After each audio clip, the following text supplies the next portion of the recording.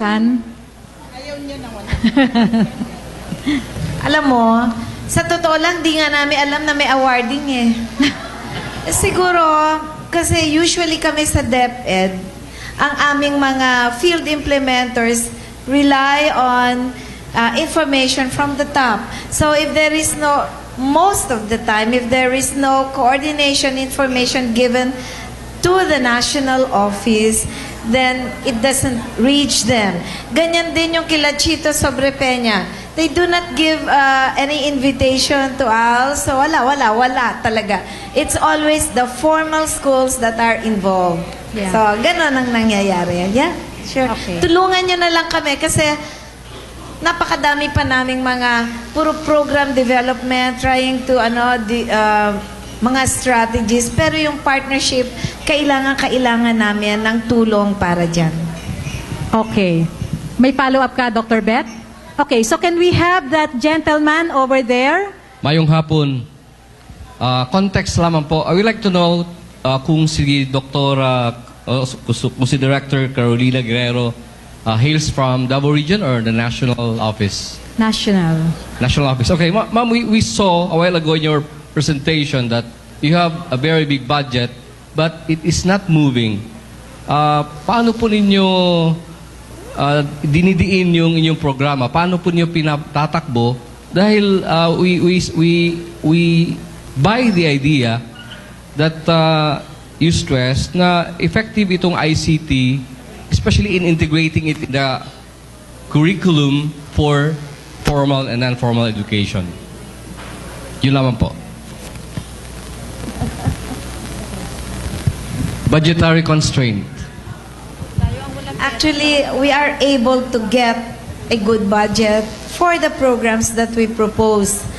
What is problematic is when we request to use the budget now, that it has been approved, then there are, there is always the concern of management to isali nyo yung formal, i-ano nyo yung ganon, or wait for the formal to develop. Yung mga ganon. Kasi kami, mabilis kami kumilos, ganon eh. So, kaya alam mo, sa totoo lang, ang ALS nabubuhay sa tulong ng mga external groups, lalong-lalo na ang mga local government. Gusto ko talagang pasalamatan ng LGUs kasi kung hindi sa kanila, hindi makakaandar ang mga field implementers namin.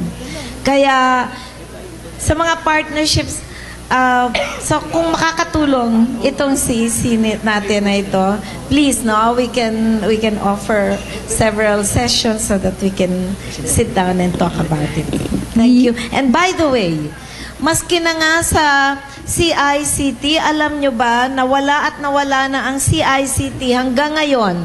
Yung 283 modules namin na na-digitize with them, only 131 have been turned over to BALS. Hindi ko alam kung bakit, anong meron, matagal na naming hinihingi. Hanggang ngayon, hindi. Kaya ang ginagamit nila, girly, 138 lang. Tapos, ang e-eskwela system, yung Moodle, hanggang ngayon, hindi pa rin nati-turn over sa amin. Ilang sulat na, ilang pakiusap na ginawa namin, hindi pa nila. And most of all, yung mga reviewers, yung mga writers, hanggang ngayon, hindi pa po sila nababayaran ng kanilang mga share in the funds of that particular project. Marami na po kaming sulat na pakiusap, but up to now, wala pa rin. May makakasagot ba sa wala makakasagot from our end. Okay. Ma'am, siguro I was contracted to be one of the reviewers, pero ma'am, nabayaran naman po ako. Ang DepEd hindi.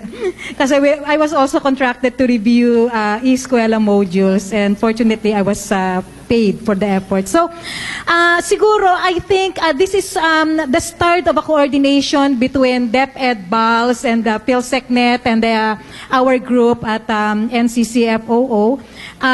We hope we will be able to help one another for whatever undertaking we have for the alternative learning system. Ma'am, sabi nyo nga po, iisa ang ating gustong gawin. And we are very thankful talaga na kahit napaka-busy ng schedule ninyo, pinagbigyan ninyo kami sa araw na ito. We really wanted to invite you and we are very happy that you said yes to our invitation kahit ganito kahektik ang inyong schedule. With that, since she has a flight to catch, I call Doc Angel, Director Guerrero for our token of appreciation and yes, and Girly. Yeah, to Doc Angel. Yes. Yes, ma'am. Thank you very much, Director Guerrero. Sana po sa KEC9 kasama pa rin po namin kayo for our progress report for our alternative learning system. So, yan po yung kakausapin ninyo for whatever projects you want to have. PhilSecNet will be willing to help ALS. Thank you very much, Dr. Guerrero. And now we will proceed to our session. Now we want to listen or hear the cases on how education or how ICT really help in building the capability of our people.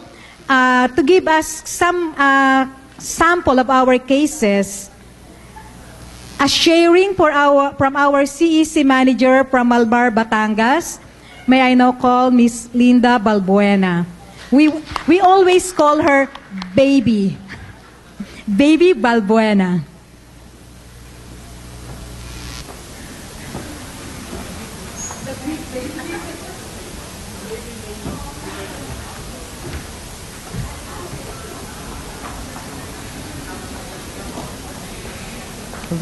Baba.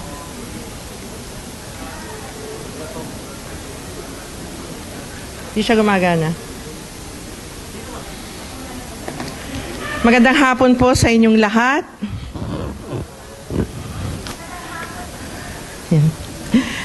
I was tasked to present to you the case of one of the PDLWC ambassadors. Kanina ko lang nalaman na siya pala ay kasali sa 12 PDLWC ambassadors at ipapakita namin sa inyo kung ano ang nangyari sa kanya. Dito gumagana. Okay. But bago ang lahat, pakita ko muna sa inyo kung ano ang bayan namin. Ang bayan po namin ng Malvar ay nasa 3rd district of the province of Batangas. Siya ay pinanganak noong January 1, 1919 and named after the General Miguel Malvar.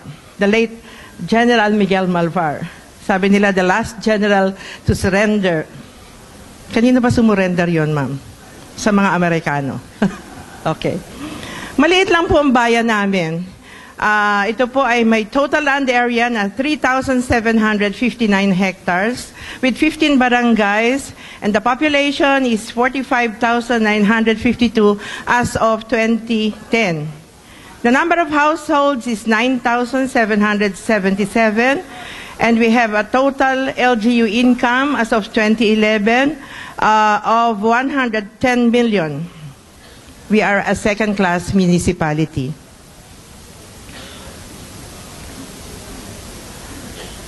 Let me now tell you about the CEC Malvar. We were born on October 7, 2010. 2 taon na po kami ngayon. It is located behind our municipal hall. And most of our clients are out-of-school youths, housewives, community volunteers, barangay health workers, barangay nutrition scholars and daycare workers, school pupils, and retirees. To date, our CEC have 14 computer units used in daily operations and in various CEC activities.